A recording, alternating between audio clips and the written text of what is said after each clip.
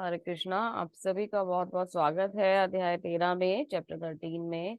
यहाँ हम जानेंगे, एक्चुअली यहाँ से एक चैप्टर जो शुरू हो रहा है सबसे पहले एक समरी से शुरू हो रहा है ना, कि हमने 12 में तक क्या पढ़ा, उसमें क्या था, और अभी 13 जो है वो क्या होने वाला है। तो चलिए जानते हैं। अगर प्रश्न भक्ति ही परिणति है, अंतिम चरण है यानी कि है, तो ज्ञान के अंतिम 6 अध्याय को क्यों प्रस्तुत किया गया। प्रश्न ये है कि अगर भक्ति ही सब कुछ है तो फिर ज्ञान की आवश्यकता ही क्या थी, या क्यों इसमें ज्ञान के चैप्टर्स भगवत गीता में आगे जोड़े गए हैं। तो यहाँ आ, पता चलता है हमें इसके आंसर्स इन पॉइंट्स में।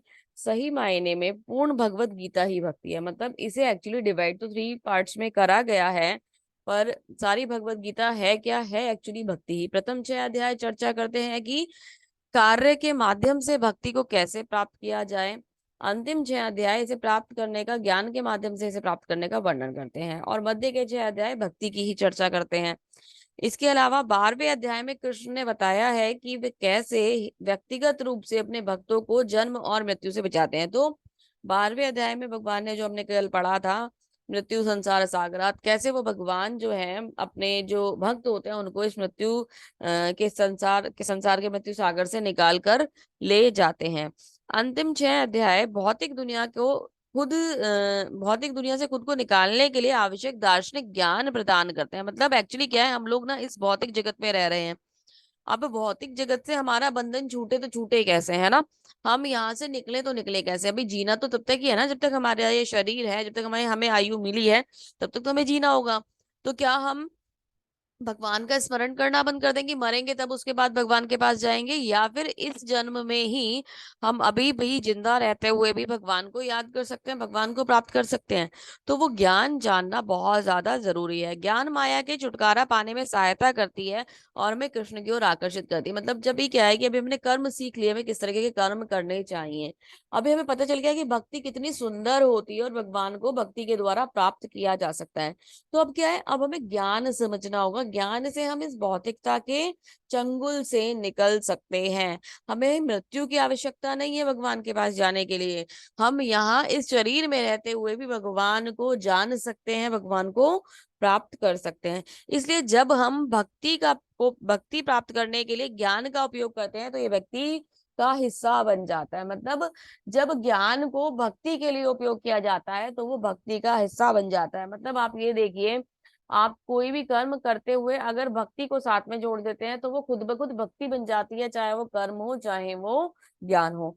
तो कितने ही अच्छी तरीके से इस बात को यहाँ समझाया गया है कि भक्ति जो है वो बिल्कुल भी ज्ञान और कर्म से भिन्न नहीं है। वो उसमें, भक्ति में सब कुछ समाहित है। मैंने कल भी आपको बताया था, ज्ञान कर्म ध्यान सब कुछ भक्ति के अंदर ही इंक्लूड हो जाता है। और भक्ति हमें सब कुछ प्रदान करने वाली होती है। जब हम भक्ति में होते हैं तो हम ऑटोमेटिकली ज्ञान भी अर्जित करते चले जाते हैं, कर्म भी सही हो जाते हैं, और ध्यान भी लगना शुरू हो जाता है। तो अब जब ये प्रश्न ये था ना कि भक्ति ही परिणति है तो ज्ञान की आवश्यकता क्यों है, तो ज्ञान की आवश्यकता इसलिए है ताकि हम इस भौतिक बंधनों से, भौतिक जगत के इन मोह माया वाले जो बंधन है, इनसे निकल कर, रहते हुए भी इनसे निकलकर इन्हें पार करके भगवान के शरणागत कैसे होंगे, ये हमें ज्ञान से पता चलेगा।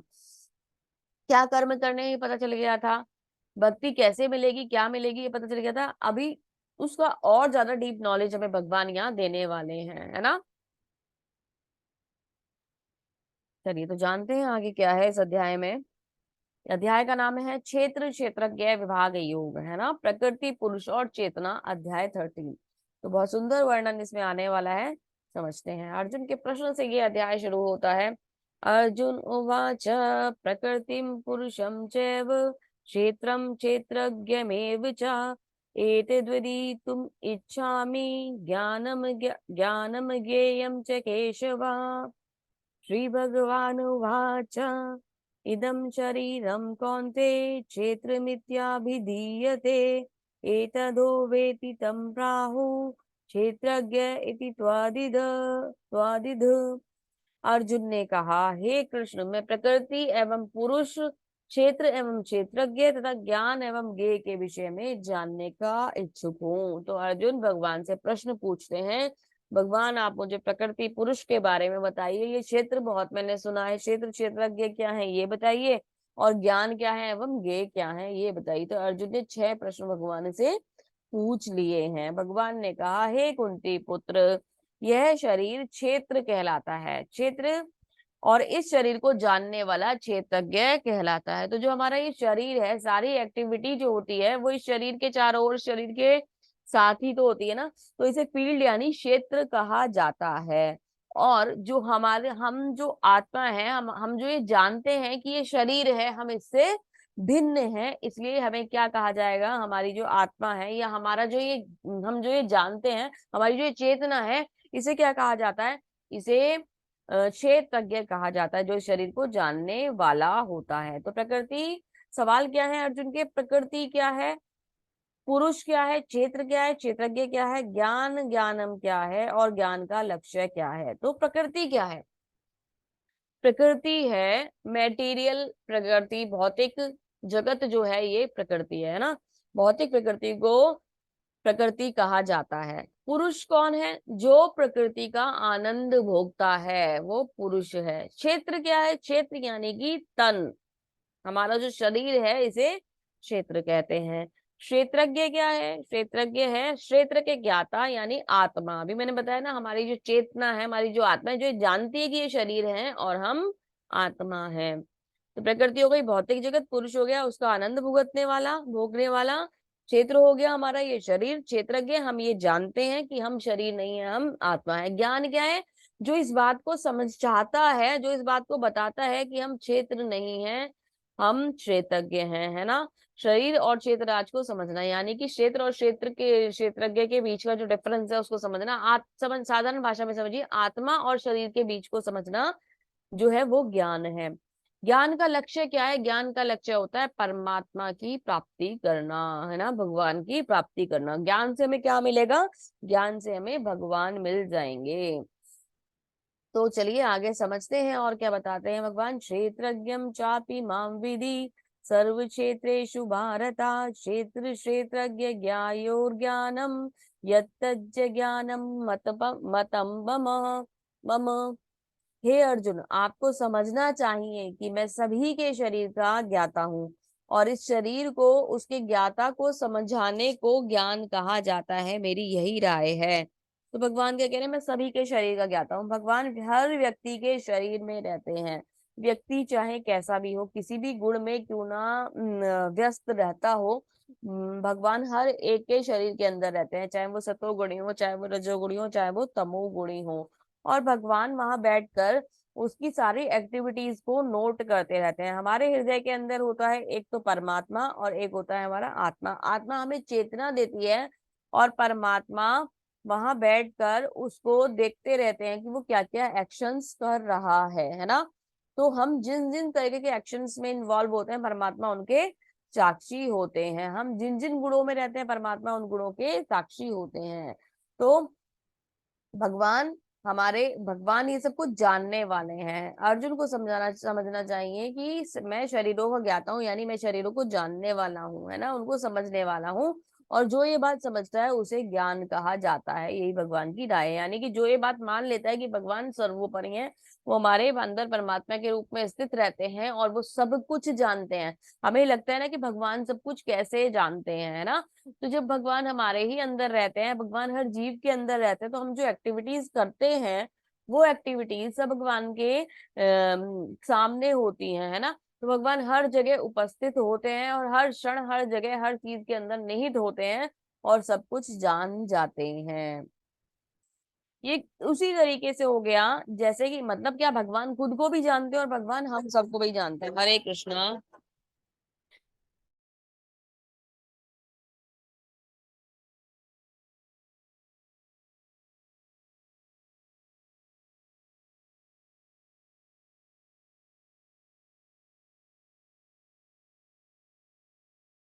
हरे कृष्णा। तो ये उस तरीके से हो गया, जैसे कि जैसे कि किसी का कोई फील्ड है या कोई मतलब क्षेत्र, जैसे कोई गांव है ना, वहां पर जो भूमि होती है, वहां के जो प्रधान होते हैं वो सब जानते हैं कि किसके पास कौन सा खेत है, किसके पास कितनी भूमि है।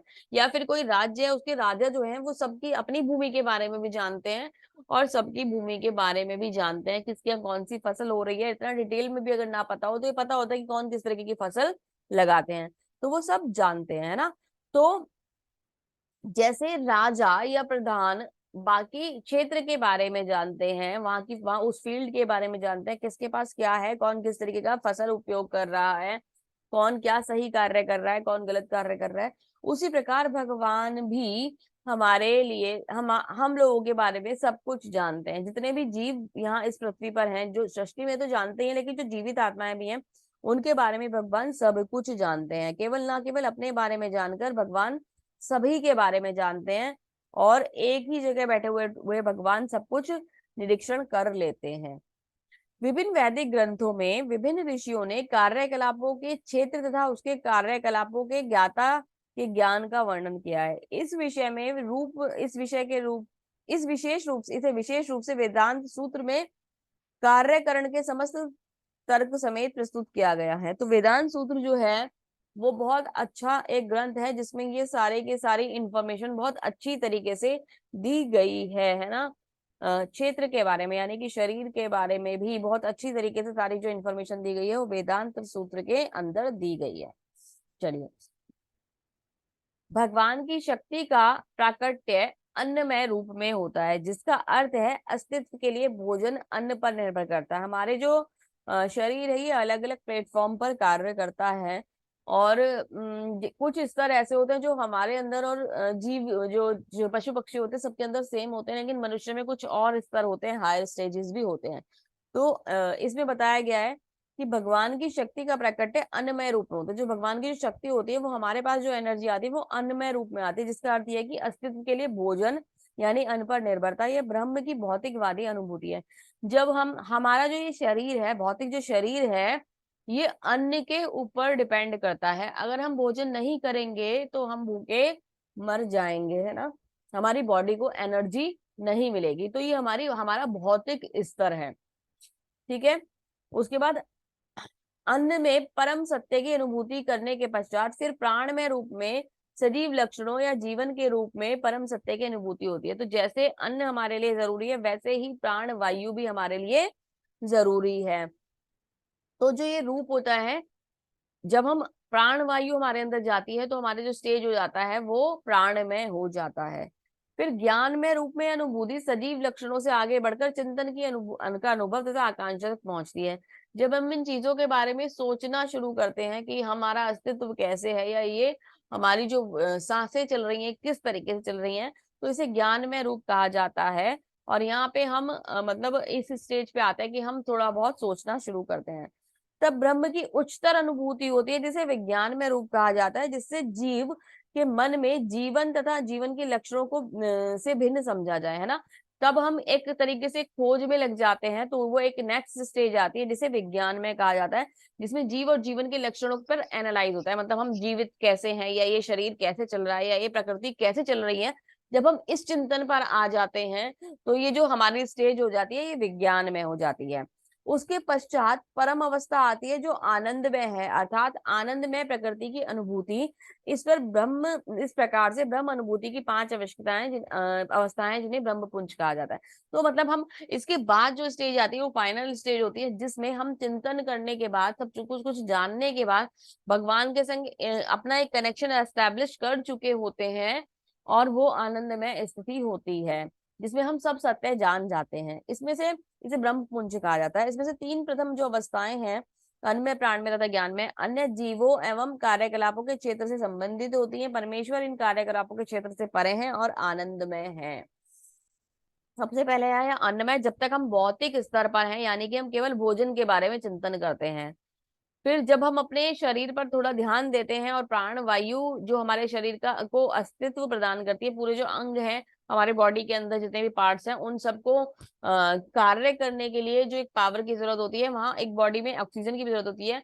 तो जब वो उस स्तर पर हम सोचना शुरू करते हैं कि हम भोजन से ऊपर भी कुछ है, प्राण भी हमारे शरीर में कोई चीज है ना, तो हम प्राण में स्टेज पर आ जाते हैं, ठीक है। जब हम इस चिंतन पे लगते हैं कि ये सब हो कैसे रहा है, तो हम ज्ञानमय पे आ जाते हैं। और उसके बाद हम एक चेष्टा करते हैं कि हम इसे और जानना चाहते हैं, है ना, कि वो कौन है जो ये सब कुछ कर रहा है, तो इसे विज्ञान में कहते हैं। और जब धीरे धीरे हम उस खोज में चलते हैं और हम ये मान लेते हैं कि भगवान ही ये सब कार्य करने वाले हैं, और भगवान के संग की खोज में जब हम लग जाते हैं, भगवान की प्राप्ति में जब हम लग जाते हैं और भगवान का सानिध्य प्राप्त कर लेते हैं, तब उसे आनंदमय अवस्था कहते हैं। तो ये अलग अलग 5 अवस्थाएं होती हैं। नीचे की 3 अवस्थाएं सब में समान होती हैं, ऊपर की 2 अवस्थाएं जो है वो मनुष्य में स्पेशली पाई जाती हैं। पंच महाभूत, अहंकार, बुद्धि, अव्यक्त, तीनों गुणों की अप्रकट अवस्था, 10 इंद्रियां तथा मन, 5 इंद्रिय विषय, इच्छा, द्वेष, सुख दुख, संघात, जीवन के लक्षण तथा धैर्य, इन सबों को संक्षेप में कर्म का क्षेत्र कहा जाता है तथा उसकी अंत क्रियाएं यानी विकार कही जाती है। तो जो कर्म का क्षेत्र क्या है, ये कर्म का क्षेत्र क्या है, हम ये क्षेत्र जो है, बॉडी तो क्षेत्र है ना, इसमें क्या है, इसमें काम किस तरीके से होता है, इंद्रियां, मन, ठीक है, हमारा जो बोलते हैं हमारे जो गुण है, मन बुद्धि अहंकार, ये सब मिलकर इस शरीर के ऊपर काम करते हैं। टॉपिक थोड़ा सा टफ होगा, लेकिन आप समझने की कोशिश कीजिएगा। हमारा जो शरीर है, इस शरीर पे कार्य कैसे होता है, हमारे अंदर इच्छाएं कैसे आती हैं, हम उसमें कार्य कैसे करते हैं, हम दूसरे कामों में कैसे इंडल्ज होते हैं, वो सब कार्य हैं इस शरीर में, मन बुद्धि अहंकार वाले इस शरीर में इंद्रियों के संग, मन के संग, है ना, बुद्धि के संग निर्णय लेकर इच्छाओं की वजह से ये सारे कार्य इस शरीर के द्वारा संपन्न किए जाते हैं। जब हम सही तरीके से कार्य करते हैं तो वो सही चल रहे होते हैं, जब हम कुछ गड़बड़ कार्य करते हैं तो उसे विकार कहा जाता है। जैसा कि इंद्रियों के हिसाब से ही भागते रहना वो हमारे लिए विकार है ना। तो हमारा जो ये शरीर है, ये इंद्रियां, मन और मतलब एक तरीके से इच्छाओं के अकॉर्डिंग चलता है। बुद्धि जो है वो लेवल है जो हमें राइट एंड रॉन्ग का डिसीजन देती है, और उसमें पीछे आत्मा बैठी हुई ये सब कुछ देखती रहती है। चलिए आगे समझते हैं। अमानत्व मद दंभ त्वम अहिंसाम शांति आर्जवम आचार्योपासनम शौचम स्थैवम आत्मविनिग्रह इंद्रियार्थेषु वैराग्यम मन अहंकार एव च जन्म मृत्यु जरा व्याधि दुख दोषानुदर्शनम आसक्तिर्निर्भविष्यङ्ग पुत्रदारागृहादिषु नित्यं च समाचितं त्वं निष्ठो निष्ठोपतिषु मयि चान्ययोगेन भक्ति व्यभिचारिणी विविक्त देश सेवितम मर मर्तिर्जन संसदि अध्यात्म ज्ञान नित्यम तत्व ज्ञानाथ दर्शनम एतज्ज ज्ञानमिति प्रोक्ताम यद्यतो अन्यथा। ये क्या है, ये वो चीजें हैं जो एक व्यक्ति के अंदर गुण पाए जाते हैं, उनका वर्णन है। तो अभी जो शरीर है, जो पीछे बताया जो क्षेत्र है, उसमें कुछ स्पेशल चीजें होनी चाहिए ताकि हम आगे आगे की स्टेज में बढ़ते जाएं, है ना। वो क्या है, विनम्रता, दंभहीनता, अहिंसा, सहिष्णुता, सरलता, प्रामाणिक गुरु के पास जाना, पवित्रता, स्थिरता, आत्म संयम, इंद्रिय तृप्ति के विषयों का परित्याग, अहंकार का अभाव, जन्म मृत्यु व्यवस्था वृद्धावस्था तथा रोग के दोषों से की अनुभूति, की हमें पता चले कि हाँ हम जन्म मृत्यु में फंसे हुए हैं, या रोग या व्याधि में फंसे हुए हैं, है ना। और वैराग्य, संतान, स्त्री, घर तथा अन्य वस्तुओं की ममता से मुक्ति, बहुत ज्यादा मोह में नहीं होना चाहिए हमें। अच्छी बुरी घटनाओं के प्रति संभाव रहना, यानी कि हमें बैलेंस रहने की इच्छा आदत होनी चाहिए। मेरे प्रति निरंतर अनन्य भक्ति करना, यानी भगवान की नित्य भक्ति में हमारा मन लगा होना चाहिए। एकांत स्थान में रहने की इच्छा, जन समूह से विलगाव, जहां फालतू की बातें चल रही हो वहां हमें कनेक्ट नहीं होना चाहिए। आत्म साक्षात्कार की महत्ता को स्वीकार करना, हमें मानना चाहिए कि हमारे इस नॉर्मल जीवन से ऊपर भी बहुत कुछ है जो आत्म साक्षात्कार है, जहां हम भगवान के संगे कनेक्शन बना पाते हैं। तथा परम सत्य की दार्शनिक खोज, इन सबको मैं ज्ञान घोषित करता हूँ, इनके अतिरिक्त जो भी कुछ है वो ज्ञान है। तो भगवान क्या कह रहे हैं, अगर व्यक्ति इन इन स्टेजेस में जा रहा है, इन इन चीजों में चल रहा है, यानी कि वो विनम्र है, दम्भहीन है, अहिंसा उसके अंदर है, सहिष्णुता उसके अंदर है, वो गुरु के पास जाना चाहता है, भगवान की खोज करना चाहता है, आत्म साक्षात्कार करना चाहता है, अहंकार को त्यागना चाहता है, जन्म मृत्यु जरा व्याधि से बचना चाहता है, संतान, स्त्री से, घर से उसका मोह उस तरीके का नहीं है कोई 24 घंटे उन्हीं के बारे में सोचता रहता है। वो अपने कर्तव्य को पूरा करता है लेकिन उनके संग मोह नहीं रखता, बंधता नहीं है। तो जो व्यक्ति एकांत स्थान में रहने की, एकांत स्थान में अब आप लोग कहीं पहाड़ों में जाके तो रहेंगे नहीं, तो घर में ही कोई ऐसा स्थान सोच देख कर जहां पर हम भगवान का चिंतन कर सकें, इन सब चीजों के बारे में सोच सकें और भगवान का ध्यान कर सकें, वही हमारे लिए एकांत स्थान है। तो जब हम इस तरह के कार्यों में इन्वॉल्व होते हैं तो यही ज्ञान है और बाकी सब अज्ञान है। हमारे मन में अगर इन चीजों के प्रति इच्छा है, श्रद्धा है और हम इनके लिए तत्पर रहते हैं तो ज्ञान कहलाता है।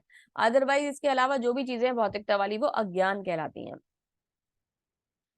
अभी देखिए इसमें डिटेल्स में दिया गया है, नम्रता यानी सम्मानित न सम्मानित होने की संतुष्टि के लिए उत्सुक ना होना। मतलब नम्रता क्या है कि जब मुझे ऐसा लगे कि मुझे सम्मान मिलना चाहिए, वो नम्रता नहीं है, है ना। नम्रता का मतलब ठीक है अगर नहीं दिया तो कोई फर्क नहीं पड़ता, ठीक है, इट्स ओके, है ना। शिष्टता, और कोई अगर आपको सम्मान दे रहा है तो उसके लिए बहुत ही ज्यादा हम्बली उसको रिस्पॉन्स करना, ठीक है। शिष्टता, समझना कि तुम शरीर नहीं हो और तुम इस प्रकार सम्मान और अनादर, तुम्हारे लिए सम्मान और अनादर एक ही है। जब हम खुद को शरीर मानेंगे ही नहीं तो सम्मान और अपमान होगा किसका, इस शरीर का ही होगा ना। तो हमें फर्क ही नहीं पड़ेगा कि हमारा मान हुआ या अपमान हुआ, क्योंकि हम तो आत्मा है। अहिंसा, जब तक कोई लोगों को आध्यात्मिक ज्ञान तक नहीं पहुंचाता तब तक वह हिंसा का एक अभ्यास कर रहा होता है। मतलब प्रभुपाद जी यहाँ बताते हैं कि अहिंसा क्या है। अगर हम हिंसा क्या है, एक्चुअली अहिंसा क्या है, जब हम किसी व्यक्ति को भगवान के साथ कनेक्ट करते हैं तो उसे अहिंसा कहा जाता है। यहाँ प्रभुपाद जी ने अपना एक रेफरेंस दिया हुआ है।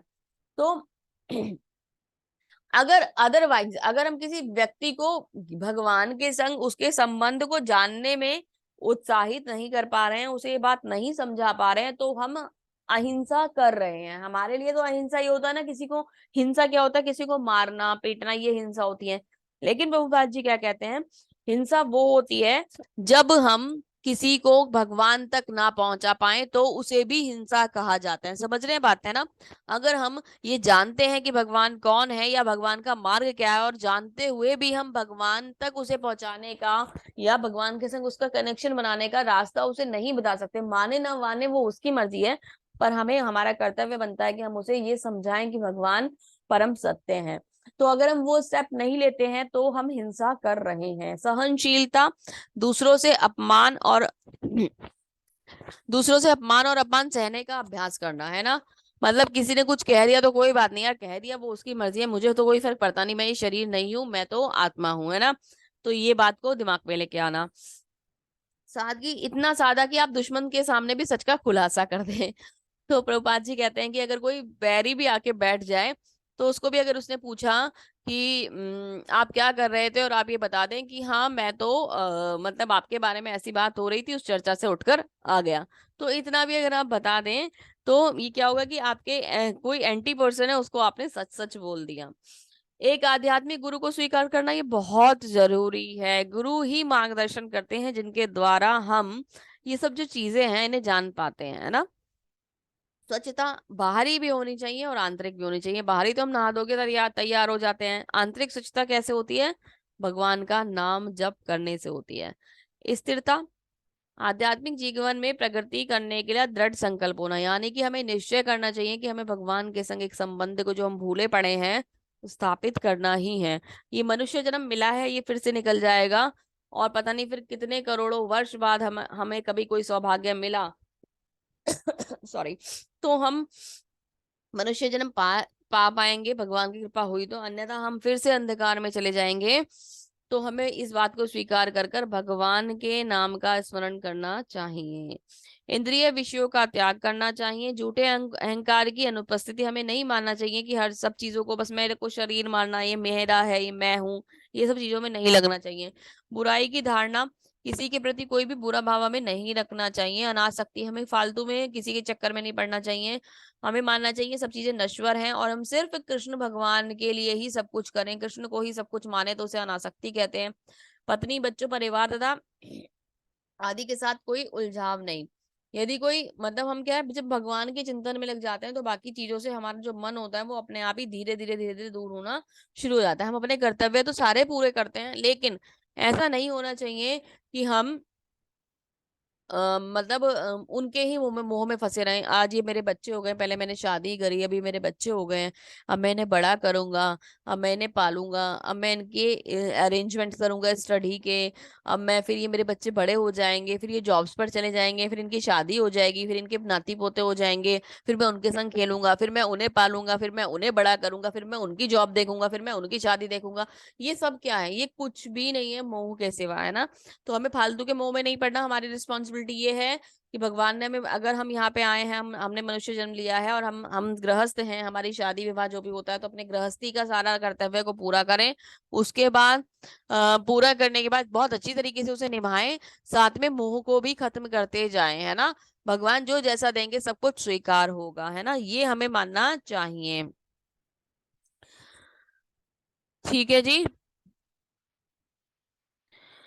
इसके बाद कह रहे हैं इवन माइंडनेस क्या होना चाहिए? भौतिक लाभ और हानि में हमारा कोई बहुत ज्यादा मतलब दिमाग नहीं चलना चाहिए, भगवान की सेवा में लगाना चाहिए। निष्काम भक्ति यानी कि भक्ति की 9 प्रक्रियाएं, यानी कि नवदा भक्ति का हमें प्रैक्टिस करनी चाहिए। एकांत जगह में रहने की ख्वाहिश यानी कि फालतू के लोगों से, अब एकांत जगह में तो कहीं जा नहीं सकते, तो जो भौतिकवादी लोग हैं जो फालतू के टाइम वेस्टिंग वाली बातें करते हैं, आज चार बुराई इधर इस व्यक्ति की कर ली, चार बुराई कल उस व्यक्ति की कर ली, इन सब चीजों से हमें बचना चाहिए।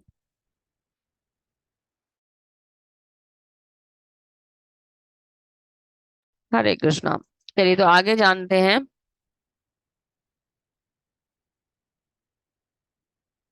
भगवान कहते हैं जो व्यक्ति ये सारे कार्य करता है, ये गुण जो है ना उस व्यक्ति के अंदर होते हैं, तो वो व्यक्ति मुझे बहुत ज्यादा प्रिय होगा, क्योंकि वो मुझे जानने के लिए मेरे तरफ आने के लिए चल रहा है। एक सेकंड।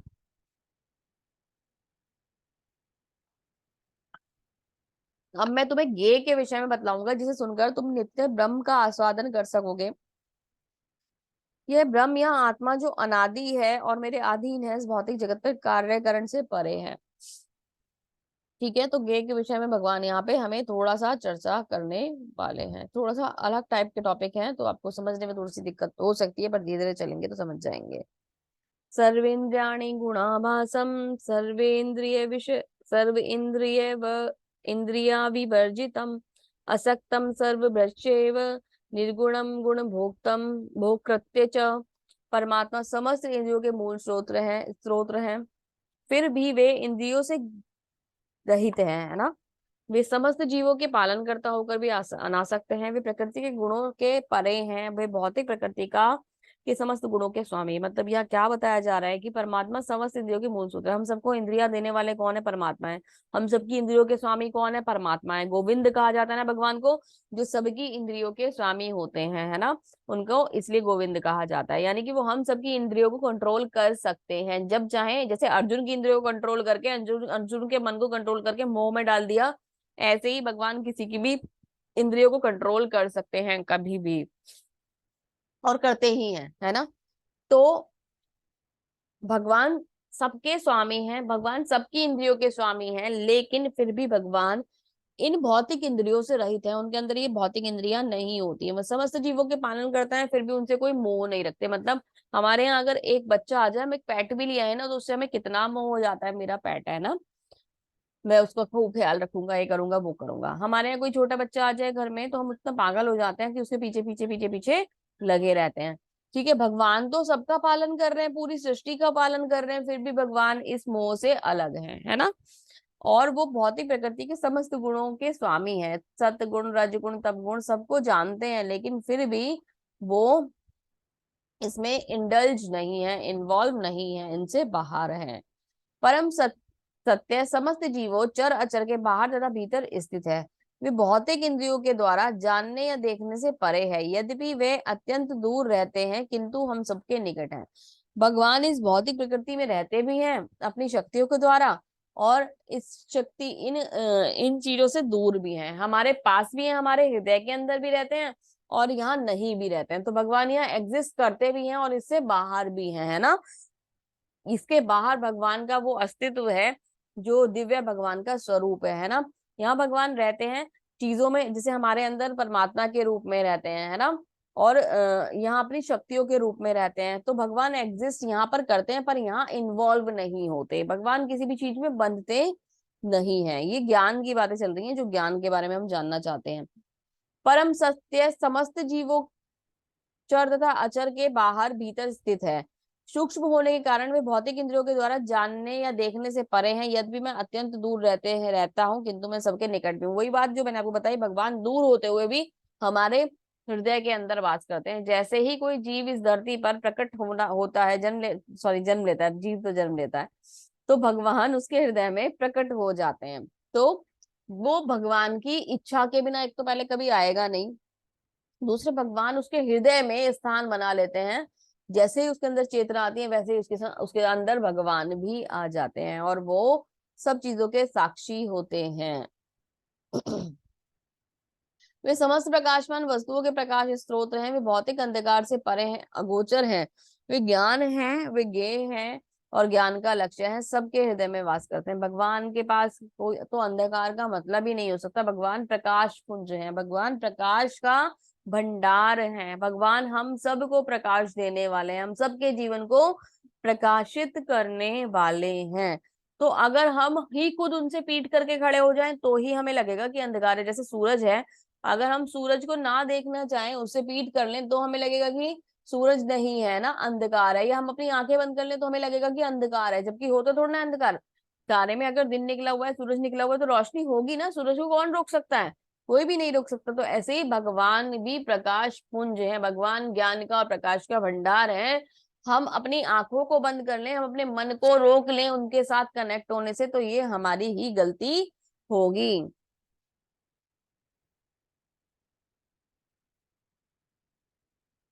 इस प्रकार मैंने कर्म क्षेत्र यानी शरीर और ज्ञान तथा ज्ञेय का संक्षिप्त वर्णन किया है। केवल मेरे भक्त ही इसे पूरी तरह समझ सकते हैं और इसे मेरे स्वभाव को प्राप्त कर सकते हैं। तो जैसा कि अभी तक हम जानते आ रहे हैं कि ये शरीर क्या हो गया, क्षेत्र हो गया, और क्षेत्रज्ञ क्या हो गया, इसके इसे शरीर मानने वाला और भगवान को भगवान मानने वाला क्षेत्रज्ञ हो गया। ठीक है। ज्ञान क्या हो गया कि हम शरीर नहीं है, हम आत्मा। ये बातें हमें भगवान ने बता दी, लेकिन ये समझेगा कौन?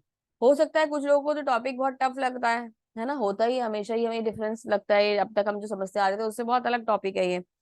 तो ये वो समझ सकता है जो भगवान को हृदय से भक्ति करता हो और भगवान को भगवान मानता हो, वो ही भगवान की इन चीजों को जान सकता है। भगवान यहाँ जो एक वो दिया गया है, उपमा दी गई है कि ये जो शरीर है हमारा, कठोपनिषद में बताया गया है, ये जो हमारा शरीर है, इसे एक वृक्ष की उपमा दी जाती है। इस शरीर पर दो पक्षी बैठे हैं, कौन कौन से? आत्मा और परमात्मा। तो जो आत्मा है वो इस शरीर में इस वृक्ष पर लगने वाले फल, कौन कौन से फल? सुख और दुख के फल का उपभोग कर रहा है। ठीक है। वो फल कभी कभी खट्टे आते हैं तो कभी कभी मीठे आते हैं, है ना। जब खट्टे होते हैं तो दुख होता है, और जब मीठे होते हैं तो सुख होता है। वो उनका आनंद ले रहा है और इस जीवन को चला रहा है। उनके साथ उसके पास पांच इंद्रियां हैं, छठा मन है ना। उसके पास सारी उसके जो स्वाद रस रूप गंध वाला जो ये हमारे एक्टिविटीज हैं, वो इसमें इन्वॉल्व है ना। तो वो अपने आप को इस तरीके से इस शरीर के संग बांधे हुए है, इस पेड़ पर बैठकर उसका आनंद लिए जा रहा है। और एक तरफ वहां पर दूसरा पक्षी जो है वो परमात्मा है। वो ये देख रहे हैं कि हम यानी जीव किस तरीके से इन फलों का उपभोग कर रहा है और आनंद प्राप्त कर रहा है, और खुद को इस आनंद में बांध कर रखता है ना। खुद को इस आनंद में बांध कर रखता है और सुख और दुख का आनंद लेते हुए इसमें हमेशा मग्न रहता है। परमात्मा केवल साक्षी मात्र हैं, वो सिर्फ देख रहे हैं, और हम जो है आत्मा, हम इसमें उलझे हुए हैं। तो इसका बहुत सुंदर वर्णन मैंने आपको बहुत शॉर्ट में बता दिया। कृष्ण लीला में भगवान श्रीला प्रभुपाद जी ने इस वाले स्पेशल इस सेक्शन का बहुत सुंदर वर्णन दिया है। चैप्टर नंबर 2 में बहुत डिटेल में उसे बताया गया है, और इतने सुंदर वर्ड्स में प्रभुपाद जी बताते हैं, बहुत आनंद आता है उसे पढ़ने में। तो पूरी डिटेल है उसके अंदर। तो शॉर्ट में क्या है कि शरीर ही वो वृक्ष है, और इसके अंदर बैठी हुआ हुआ हमारी आत्मा, एक जीव, और दूसरा जीव कौन सा है? परमात्मा। तो हम जो भी कार्यकलाप करते हैं वो भगवान देखते हैं, हम सुख दुख के फल खा रहे हैं, है ना। भगवान हमें देख रहे हैं, और भगवान ये कह रहे हैं कि ये जो आत्मा है कितना मूर्ख है, ये अपना घर छोड़कर आ गया और यहाँ फंसा हुआ है इस पेड़ के फल खाने में, जबकि कितना आनंद इसके जीवन में था। भगवान वो सब बातों के साक्षी हो रहे हैं। प्रकृति तथा जीव को अनादि समझना चाहिए, और उसके विकार तथा गुण प्रकृति जन्य है। मतलब एक्चुअली क्या है, ये जो प्रकृति है और ये जो जीव है ये अनादि है। अनादि कौन है? शरीर अनादि नहीं है। ये आत्मा अनादि है, बहुत पहले से चलती आ रही है। हमारे शरीर के अंदर ये जो आत्मा का अंश है, पता नहीं कितने करोड़ों वर्षों से चल रहा है। सबके अंदर जो ये अंश है, पता नहीं कितने करोड़ों वर्षों से उनके अंदर ये है। हम जन्म मृत्यु के सागर में पता नहीं कितने पुराने से फंसे हुए हैं, है ना। और ये शरीर बदलते रहते हैं पर आत्मा सेम रहती है। हमारी जर्नी शुरू होती है पता नहीं कितने कितने लाखों योनियों से निकलकर हम मनुष्य का तन धारण करते हैं। और जब मनुष्य का तन मिल जाता है तो उसका हमें सदुपयोग करना चाहिए। यदि हम उसमें भी विकार डाल देते हैं, उसको भी भगवान की सेवा में नहीं लगाते, तो ये हमारी मूर्खता होगी। हमें समझना चाहिए कि ये शरीर हमें भगवान की सेवा के लिए मिला है। कार्यकरण कृत्वे कृत्यवे हेतु प्रकृति रुच्यते, पुरुष सुखद दुखाना भोक्तत्वे हेतु रुच्यते। प्रकृति समस्त भौतिक कारणों तथा कार्यों के हेतु कही जाती है, और जीव इस संसार की विविध सुख दुख के भोग का कारण कहा जाता है। तो प्रकृति क्या है? प्रकृति कारण है, वो भी रिसोर्सेज प्रोवाइड कराती है कि हम सुख और दुख को भोगें। और हम क्या करते हैं? हम उन सुख और दुख को भोगने लग जाते हैं। हम जो कार्य करते हैं वैसी ही हमारी इंटेंशन हो जाती है। बहुत सारे मीट ईटर्स आपने देखे होंगे, तो इस जन्म में वो उसका आनंद लेते हैं, तो जो उनकी सोच है, उनकी जो बुद्धि है, वो उसी तरीके की हो जाती है। और वो बाद में जो अगला जन्म लेते हैं वो उस अकॉर्डिंग ही उसी तरीके के पशु पक्षी का लेते हैं। ठीक है, बात को समझिएगा। बहुत सारे लोगों को ये बात बुरी लग सकती है, रियलिटी पर यही है। हम जो खाते हैं वही सोचते हैं और वैसे ही हो जाते हैं। पुरुष प्रकृति स्थितो ही भक्ते प्रकृति जनगुणान कारणम गुणो संगोस्य अस्य सदसंगो निजन्मस्तु। इस प्रकार जीव प्रकृति के 3 गुणों का भोग करता है, करता हुआ प्रकृति के में ही जीवन बिताता है। यह उस प्रकृति के साथ उसकी संगति के कारण है। इस तरह उसे उत्तम तथा अधम योनियां मिलती हैं। होता क्या है कि हम सतगुण रजगुण और तम गुण में बंधे हुए रहते हैं। सतगुण रजगुण और तम गुण के अकॉर्डिंग ही हम ये जीवन बिताते हैं। जैसा जैसा हम कार्य करते हैं वैसी वैसी ही हमें शरीर मिलते चले जाते हैं। और ये जो चक्र है 84 लाख योनियों का, ये चलता चला जाता है। पता नहीं कौन सा ही पुण्य कर्म हमारा फलित होता है जो हमें मनुष्य का शरीर मिल जाता है। मनुष्य का शरीर मिलने पर भी अगर हमें ज्ञान मिल जाए तो ये उससे भी बड़ी भगवत कृपा होनी माननी चाहिए। और ज्ञान मिलने के बाद अगर हम भगवान की सेवा में लग जाएं तो ये भगवान की कृपा के सिवा कुछ हो ही नहीं सकता। भगवान की सेवा में लग के हमारे हृदय में भगवान के लिए प्रेम आ जाए तो इससे सुंदर कुछ हो ही नहीं सकता। इस जीवन को सफल मान लेना अगर भगवान के लिए आपके हृदय में प्रेम आ जाता है। भगवान के हृदय में, आपके हृदय में भगवान के लिए प्रेमा भक्ति आ जाती है, वो आनंद अगर आपको मिल जाता है, तो ये आपका जीवन जो है ये सफल हो गया। इसे किसी मोक्ष की आवश्यकता नहीं पड़ेगी, किसी मुक्ति की आवश्यकता नहीं पड़ेगी। आप इस नित्यबद्ध जीव में होते हुए भी आप इस जन्म में ही मुक्त माने जाएंगे, और भगवान ने आपको एक तरीके से मुक्ति दे दी। अगर आप भगवान के शरणागत हो गए हैं, आपने अपने आप को भगवान को समर्पित कर दिया है। बहुत ही इंपॉर्टेंट बात है ये। पता नहीं आप लोग को समझ में आ रही है या नहीं आ रही है, लेकिन ये जो संबंध है ये बहुत शाश्वत है। और हम इस शरीर में रहते हुए भी अगर इस संबंध को पहचान लेते हैं, ही पहचान लेते हैं, क्योंकि यही शरीर मिला है इस बुद्धि को जान दी, इसी में बुद्धि आई है कि हम ये संबंध पहचान पाए। अन्यथा और किसी पशु पक्षी में ये बुद्धि भगवान नहीं देते हैं। तो हमें इस संबंध को इसी जन्म में जानना बहुत जरूरी है। अगर हमने इस संबंध के बारे में इस जन्म में नहीं जाना कि भगवान से हमारा क्या संबंध है, तो फिर से ये 84 लाख के चक्र आएंगे और पता नहीं हमारा पतन कहाँ जाके होगा, हम कौन से गड्ढे में गिर जाएंगे। हमें उससे निकलकर उसको सोच कर कि वो कितना भयानक होगा, हमें आज ही भगवान की सेवा में लग जाना चाहिए।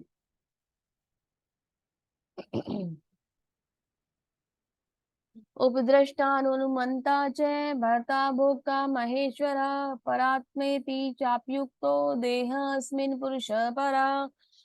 तो भी इस शरीर में एक दिव्य भोक्ता है जो ईश्वर है, परम स्वामी है, और साक्षी तथा अनुमति अनुमति देने वाले के रूप में विद्यमान है, जो परमात्मा कहलाता है। हमारे शरीर में, क्योंकि हम सब चीजों में इन्वॉल्व हैं, हम आत्मा हैं, हम सारे कार्य कर रहे हैं, लेकिन इसके ऊपर भी हमारे शरीर में कौन बैठे हैं? दिव्य भोक्ता यानी कि परमेश्वर बैठे हैं, जो इन सब चीजों को देख रहे हैं और हमें अनुमति देते हैं। आप अनुमति देते हैं, आप ही कहेंगे माता जी हम तो बहुत सारे गलत काम भी करते हैं, तो क्या उसकी अनुमति भी भगवान देते हैं? है ना? भगवान क्यों नहीं हमें रोकते? भगवान क्यों नहीं हमें मना करते कि हम कोई वो गलत कार्य ना करें? तो भगवान ने हमें ना एक्चुअली एक सूक्ष्म इच्छा दे रखी है। क्योंकि मैंने आपको पहले भी बताया था, भगवान हिटलर नहीं है। हमारी ही इच्छा हुई थी कि हम भगवान का धाम छोड़कर अपने आप को स्वामित्व दिखाना चाहते थे, और हम इस धराधाम पर आ गए। भगवान ने हमारे लिए घर का अरेंजमेंट कर दिया कि चलो जाओ तुम वहां जाके स्वामी बन जाओ, अगर तुम्हें जाना ही है तो। साथ में हमें इच्छा भी दे दी, इच्छा के संग बुद्धि भी दे दी। अब हम क्या करते हैं? हम इच्छा का उपयोग अपनी मर्जी से करते हैं, हम उसको भगवान की सेवा के लिए उपयोग नहीं करना चाहते। तो अगर हम भगवान की सेवा के लिए उपयोग करना चाहते हैं, तो भगवान हमारी वो इच्छा बढ़ा देते हैं। अगर हम भोग के लिए उपयोग करना चाहते हैं, तो भगवान हमारी वो इच्छा बढ़ा देते हैं। हम जो चाहते हैं भगवान वो हमें करने देते हैं। भगवान ने हमें स्वतंत्र किया हुआ है, साथ में बुद्धि दी है, डिसीजन हमारे होंगे। तो भगवान को कारण या दोष नहीं मानना चाहिए कि भगवान की वजह से मेरे जीवन में ये हो रहा है। कारण तो हम स्वयं है, भगवान नहीं है। ठीक है? जो व्यक्ति प्रकृति तथा जीव जो व्यक्ति प्रकृति, जीव तथा प्रकृति के गुणों के अंत्य क्रिया से संबंधित विचारधारा को समझ लेता है, उसे उसकी मुक्ति की प्राप्ति सुनिश्चित है। उसकी वर्तमान स्थिति चाहे जैसी भी हो, यहाँ पर उसका पुनर्जन्म नहीं होगा। जिस व्यक्ति को ये बातें समझ में आ गई जो आज इस चैप्टर में हुई हैं, वो व्यक्ति इस संसार में दोबारा लौटकर नहीं आएगा। बहुत ही गहन विषय है, बहुत ही गहन विषय है। इसको समझना बहुत ज्यादा जरूरी है। बहुत ज्यादा अगर नहीं समझ पा रहे तो बस इतना समझ लीजिए कि हम एक आत्मा है, जिसका कनेक्शन किससे है? भगवान के साथ है, और हमें भगवान की सेवा के लिए कार्य करना है। हम यहाँ रहते हुए कर्तव्य पूरे करेंगे, पर हम बहुत ज्यादा किसी भी चीज में इन्वॉल्व नहीं होंगे। कुछ लोग परमात्मा को ध्यान करने के द्वारा अपने भीतर देखते हैं, ध्यान के द्वारा अपने भीतर देखते हैं, तो दूसरे लोग ज्ञान के निशून्य द्वारा कुछ जो निष्काम कर्मियों में देखते हैं। मतलब क्या? अलग अलग तरीके से भगवान को ढूंढने की कोशिश करते हैं। कोई ध्यान में चला जाता है तो कोई ज्ञान में चला जाता है, यानी कि ग्रंथों में भगवान को ढूंढता है, तो कोई मन के अंदर भगवान को ढूंढता है। ऐसे भी लोग हैं यद्यपि आध्यात्मिक ज्ञान से अवगत नहीं होते, पर अन्य परम पुरुषों के विषय में सुनकर उनकी पूजा करने लगते हैं। जो लोग प्रामाणिक पुरुषों का श्रवण करते हैं कि मनोवृत्ति होने के कारण जन्म मृत्यु के पथ को पार कर जाते हैं। तो कुछ लोग तो अपने आप ढूंढ लेते हैं भगवान को, ज्ञान कर लिया, ध्यान कर लिया। कुछ ऐसे होते हैं जिन्हें ये श्रवण से समझ में आता है ना। ये बातें वो कैसे समझ सकते हैं? ये बातें वो किसी गुरु के माध्यम से समझ पाते हैं, और श्रवण से समझ पाते हैं, सुनकर समझ पाते हैं। तो ये बहुत उत्तम विधि है, श्रवणम बहुत ही उत्तम विधि है। इसके द्वारा भगवान को समझ पाना बहुत आसान है, और जब हमें गुरु ज्ञान देते हैं तो इससे सुंदर कुछ भी नहीं हो सकता। हे भरतवंशियों में श्रेष्ठ, ये जान लो कि चर अचर जो भी तुम्हें अस्तित्व दिख रहा है, वह कर्म क्षेत्र तथा क्षेत्र के ज्ञाता का संयोग मात्र है। ये जहाँ यहाँ जो भी कुछ होता है ना, चर अचर जो भी कुछ हो रहा है, वो क्षेत्र और जो शरीर और आत्मा के जो बीच का ये जो संयोग मात्र है, जो भगवान ने बनाकर रखा हुआ है। ठीक है? सम सर्वेषु भूतेषु तिष्ठतं परमेश्वर विनश्यत्व विनश्यतम ये पश्यति स पश्यति। जो परमात्मा को समस्त शरीर में आत्मा के साथ देखता है, और जो ये समझता है कि इस नश्वर शरीर के भीतर ना तो आत्मा है, नहीं है परमात्मा है, कभी विनिष्ट कभी भी विनिष्ट होता है, वह वास्तव में देखता है। मतलब क्या? कि जो ये देखता है कि शरीर के भीतर न तो आत्मा है, न ही परमात्मा है, परमात्मा कभी भी विनिष्ट होता है, वह वास्तव में देखता है। मतलब जो ये मान जाता है कि हमारे शरीर के अंदर आत्मा भी है और परमात्मा भी है, जिनका कभी कोई अंत नहीं होता। जो ये व्यक्ति मान जाता है कि आत्मा जो है भगवान का एक अंश है, और भगवान के साथ ही उसका सानिध्य है, भगवान यानी परमात्मा के साथ उसका एक मतलब परम संबंध है। जो इस बात को स्वीकार कर लेता है वो ही वास्तव में जान पाता है कि ज्ञान है क्या।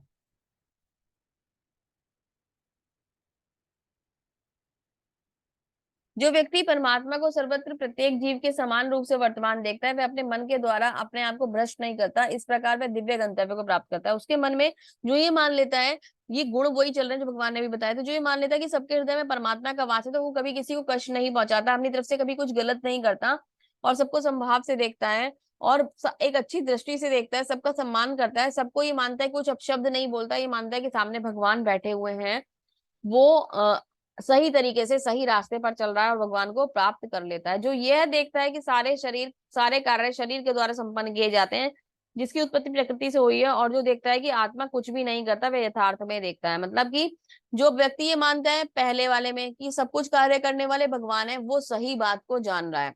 जो व्यक्ति ये मानता है कि मैं ही शरीर हूँ, मैं ही सारे कार्य करने वाला हूँ, मैं ही करता हूँ, ये सब कुछ मैं ही कर रहा हूँ, मैंने हायर रैंक प्राप्त करी है, मैंने अच्छी जॉब प्राप्त करी है, मैंने अच्छी सैलरी ग्रैस्प करी है, मैंने बहुत अच्छा पैकेज लिया, अब मैं इसका उपयोग कर रहा हूँ।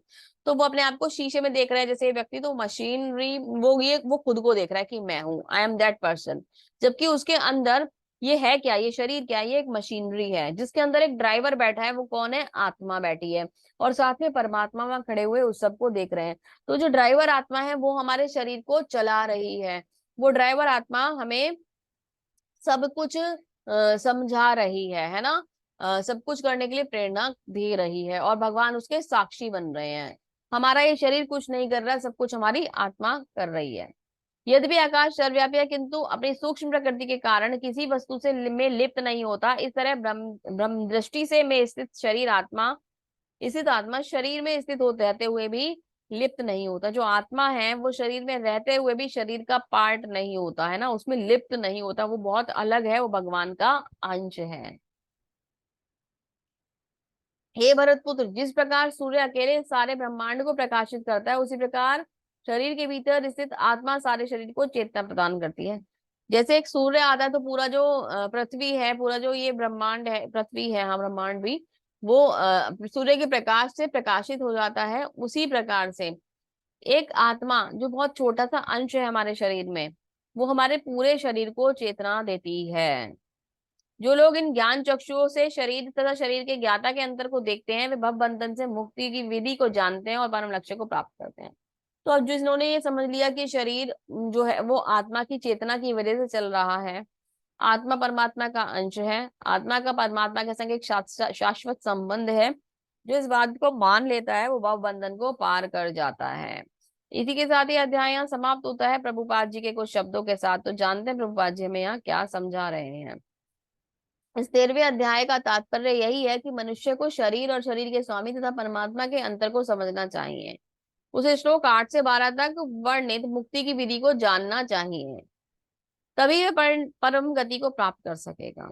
श्रद्धालु को चाहिए कि वह समझ सर्वप्रथम यह ईश्वर का श्रवण करने के लिए सत्संगति करे, धीरे धीरे प्रबुद्ध बने। यदि गुरु स्वीकार कर लिया जाए तो पदार्थ और आत्मा के अंतर को समझा जा सकता है, और वही अग्रिम आत्म साक्षात्कार के लिए शुभ आरंभ बन जाता है। गुरु अनेक प्रकार के उपदेश अपने शिष्य को देह आत्म बुद्धि से होने की शिक्षा देते हैं। उदाहरण भगवत गीता में कृष्ण अर्जुन को भौतिक बातों से मुक्त होने के लिए शिक्षा दे रहे हैं। तो गुरु स्वीकार करना जीवन में बहुत जरूरी है।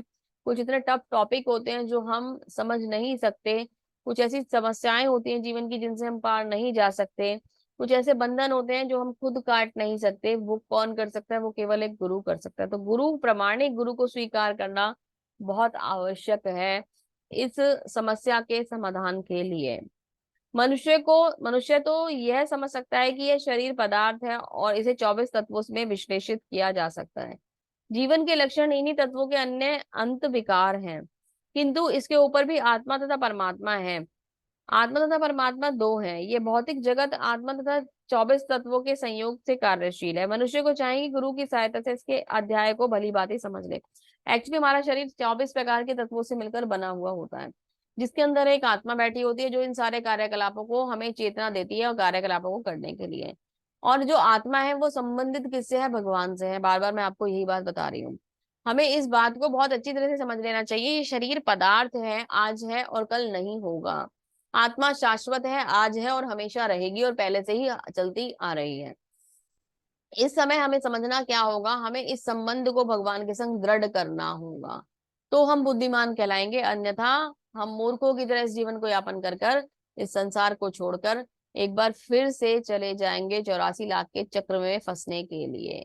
तो आप क्या चाहते हैं? आप 84 लाख के चक्र में फंसना चाहते हैं, या आप भगवान को प्राप्त करना चाहते हैं, इस ज्ञान के बारे में जानना चाहते हैं, सुनना चाहते हैं, भगवान को प्राप्त करना चाहते हैं, भगवान के दर्शन करना चाहते हैं, उनसे संबंध स्थापित करना चाहते हैं? निश्चय आपका होगा कि आपको क्या करना है। ये थोड़ा सा टफ टॉपिक था जो आज हमने डिस्कस करा है, पर रियलिटी ये है कि इसके बारे में हमें जानना जरूरी है। हम हमेशा अभी तक भक्ति की बातें और सब चीजें कर रहे थे, लेकिन ये बहुत इंपॉर्टेंट है कि हम ये शरीर को, खुद को शरीर मानकर जो बैठकर सारी चीजों में लगे रहते हैं, हम वो नहीं है। हम इस शरीर से संबंधित सारी चीजों में इन्वॉल्व रहते हैं, हम वो नहीं है।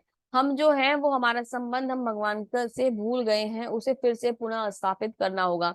इस शरीर शरीर को अगर उपयोग भी करना है तो भगवान से संबंध को दोबारा से बनाने के लिए करना चाहिए, अन्यथा ये शरीर व्यर्थ चला जाएगा और कोई लाभ नहीं होगा मनुष्य जन्म को मिलने का। तो आप सबको, अगर आप थोड़ी भी भक्ति करते हैं तो ये तो निश्चित हो जाएगा कि 84 लाख में से फिर वो जो फेर है वो दोबारा शायद ना चले, हमें फिर से मनुष्य का जन्म मिल जाए, और जो छूटे हुए कार्य इस शरीर में रह जाएंगे उन्हें हम भक्ति के, वो हम अगले जन्म में पूरी कर लें। लेकिन उसके लिए भी आपको भक्ति तो करनी ही होगी। इसी के साथ ये अध्याय यहीं समाप्त करते हैं। श्रीला प्रभुपाद जी का बहुत बहुत धन्यवाद, इतना अच्छी तरीके से इस अध्याय को हमें एक्सप्लेन करने के लिए। श्रीला प्रभुपाद जी की जय। हरे कृष्णा। आप सभी का बहुत बहुत धन्यवाद अंत तक बने रहने के लिए और इस अध्याय को समझने के लिए। आई होप कि आपको ये चीजें समझ में आई होंगी और आप सब लोगों ने इसमें थोड़ा सा कुछ तो जान जान ही पाए होंगे, है ना। और अगर कोई डाउट्स रहेंगे तो हम लोग डिस्कस कर सकते हैं। हरे कृष्णा। बहुत बहुत धन्यवाद आप सभी का। हरे कृष्णा।